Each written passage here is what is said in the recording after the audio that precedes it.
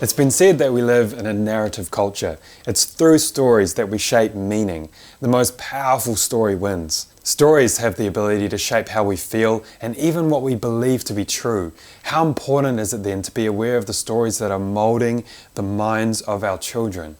Can you remember the stories that you were read as a child? I can. I remember a story about a goldfish that a young boy brought home, who then proceeded to feed him more than he was supposed to. This goldfish kept on growing no matter how big the body of water was that he was placed in. He went from a pot to a bath to then not even a public swimming pool was able to contain him.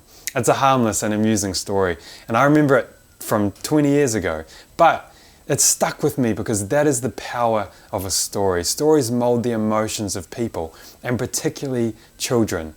Let's have a look at an example of a book written to mould the minds of the next generation of children. This book is called The ABCs because 4-year-olds trying to learn their alphabets don't need to read books about goldfish when they can learn about sexual orientation and gender fluidity. Let's read some of our ABCs, shall we? B is for bi. You can shout it out loud. I like boys and girls, and that makes me proud. And D is for drag. You can strut and dance in clothes that you love, heels, dresses, or pants. Or K is for kiki, when friends come together to catch up on news, gossip and weather.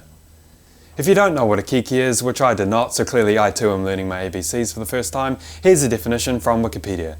Kiki is the term which grew out of the Black American gay social culture and is loosely defined as a gathering of friends for the purpose of gossip and chit-chat, and later made more widely known in the song Let's Have a Kiki by the Scissor Sisters, which is another piece of child-friendly media, I'm sure. And N is for non-binary. You don't identify as just being a girl or just being a guy. Just a quick reminder of the reality that a 4-year-old boy doesn't even really know what the difference between a boy and a girl is, let alone having the ability to recognize that they feel like a girl, so therefore they really are one. Letting the feelings of a 5-year-old overturn reality is never a good idea. In fact, it would seem that most of the time the adults are using these horrible gender stereotypes for boys and girls like dolls and toys. And these are the indicators that adults are using to question the gender of their child. If you can tell a 5-year-old boy that he's a girl, he's going to be very likely to believe that. In the same way that he's going to be likely to believe that a fat man flies around the world by the power of a reindeer, fits down the chimney, delivering presents to all. The point being is that children do not know what reality is. So let's not let them create it. Getting back to our gay ABCs, definitions of pansexual, queer, and even X are also included. The definition of X, by the way, is X, which means that this book even fails at finding words for every letter of the alphabet. X is included to encourage kids to write X down if their gender doesn't feel like it fits in the male or female category.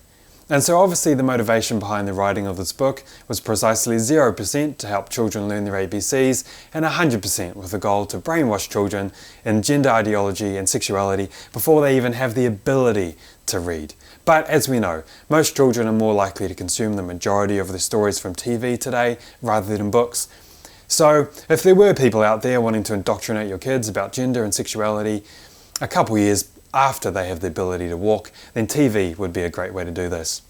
When I was younger, one of my favourite shows was Blue's Clues. In the complicated plot of Blue's Clues, Blue might hide one of Steve's hammers, and then the whole episode would involve Blue giving clues to Steve until his hammer was found again. But what about today?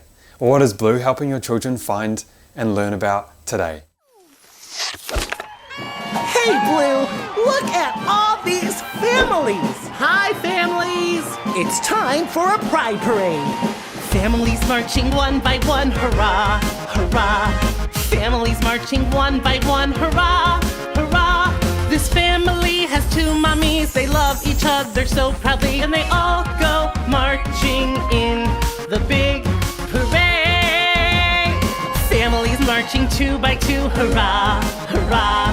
Families marching 2 by 2, hurrah, hurrah! This family has 2 daddies, they love each other so proudly, and they all go marching in the big parade. Come on, friends!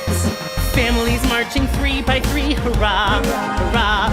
Families marching 3 by 3, hurrah, hurrah! These Babas are non-binary, they love each other so proudly, and they all go marching in.